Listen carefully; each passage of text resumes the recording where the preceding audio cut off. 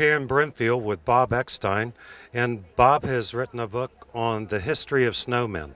Bob, can you tell us a little bit about your book? Well, the book began about 6 years ago when I decided I wanted to solve a great mystery. And for the last 6 years, I've been traveling around the world talking to top professors and leading historians on the subject.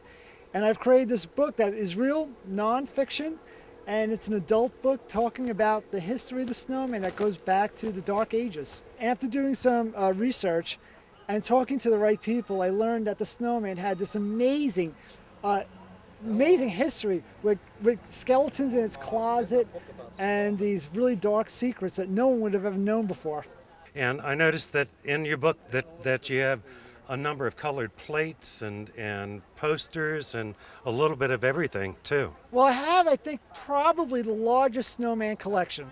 I have about 1,200 items of paper and actual objects, with about 800 of them being of value, of antique. So the actual collection is actually the clues to solving the mystery of who made the first snowman.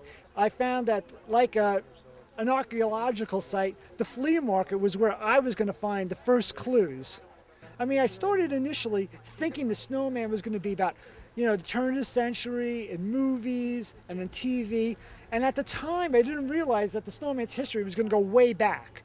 It was after I got into the book that I realized that it does go back to its heyday of the Middle Ages, when in medieval times, people would make snowmen in their towns anytime snow came down. One interesting chapter is called the Dean Martin years, which is the period of time in which the snowman is seen drunk all the time and womanizing.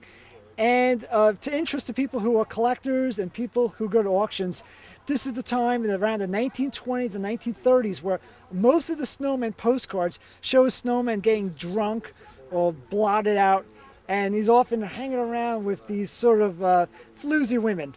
It's amazing how much history, and we found this in everyone that we've talked to, how much history is involved in something, and in something that you wouldn't think of, like the snowman. Whether you collect snowmen or fine art or classic cars, it's everything ties together. Everything has a commonality, and in collecting, it's the history, just like the title of your book, The History of Snowmen.